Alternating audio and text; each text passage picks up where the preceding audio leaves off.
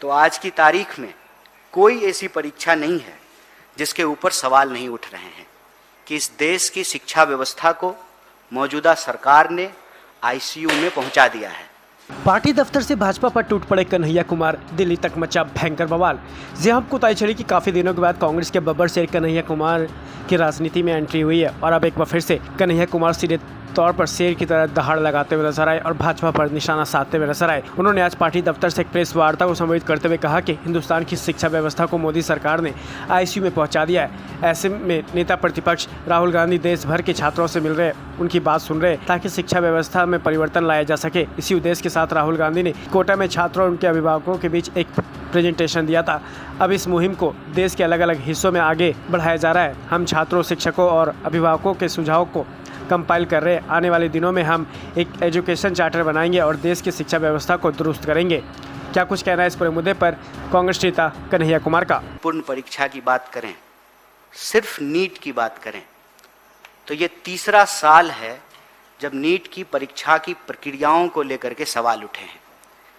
ये पहला साल नहीं है कि रीनीट हुआ है, क्वेश्चन पेपर लीक हुए हैं, लोग सड़कों पे हैं, आंदोलन कर रहे हैं। ये तीसरा साल है और ये सिर्फ नीट की बात है। अगर आप इस देश की परीक्षाओं को देखेंगे तो आज की तारीख में कोई ऐसी परीक्षा नहीं है जिसके ऊपर सवाल नहीं उठ रहे हैं। अभी 1-2 दिन पहले की बात है, मध्य प्रदेश के एक टेक्निकल विश्वविद्यालय का पूरा क्वेश्चन पेपर का बंडल ही चोरी हो गया। चाहे इस देश में सिलेबस की बात हो, पेपर लीक की बात हो, सेशन की बात हो, हॉस्टल की बात हो या जैसे तैसे पढ़ाई पूरी करने के बावजूद वैकेंसी और नौकरी की बात हो, हम ये कह सकते हैं कि इस देश की शिक्षा व्यवस्था को मौजूदा सरकार ने आईसीयू में पहुंचा दिया है। इस बात को देखते हुए राहुल जी लगातार देश भर के विद्यार्थियों के बीच जा रहे हैं, उनसे मिल रहे हैं, बात कर रहे हैं। चाहे भारत जोड़ो यात्रा हो या भारत जोड़ो न्याय यात्रा हो, बड़ी संख्या में देश के विद्यार्थी उनसे आकर के बात किए और नेता प्रतिपक्ष ने यह महसूस किया कि इस देश की शिक्षा व्यवस्था में आमूल-चूल परिवर्तन की आवश्यकता है। लेकिन कोई भी परिवर्तन बंद कमरों में बैठकर नहीं हो सकता है।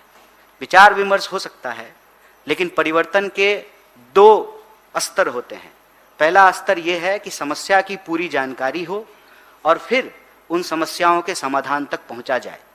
इसी उद्देश्य को लेकर के पिछले दिनों नेता प्रतिपक्ष कोटा में देश की शिक्षा व्यवस्था को लेकर के एक प्रेजेंटेशन विद्यार्थियों के बीच में, अभिभावकों के बीच में और इस देश के जो शिक्षाविद हैं उनके बीच में उन्होंने रखा। और उस मुहिम को आगे बढ़ाते हुए एनएसयूआई और आईओआईसी, कांग्रेस पार्टी के बाकी सेल और प्रकोष्ठ मिल करके देश के 28 शहरों में कोऑर्डिनेटर नियुक्त करके छात्रों की गूंज कैंपेन को चला रहे हैं। राहुल जी के प्रेजेंटेशन को विद्यार्थियों के बीच में लेकर के आ रहे हैं और विद्यार्थियों के जो सजेशन हैं, टीचरों के जो सजेशन हैं, अभिभावकों के जो सजेशन हैं, उस सजेशन को कंपाइल कर रहे हैं और आने वाले दिनों में इस देश की शिक्षा व्यवस्था को बदलने के लिए एक एजुकेशन चार्टर बनाएंगे।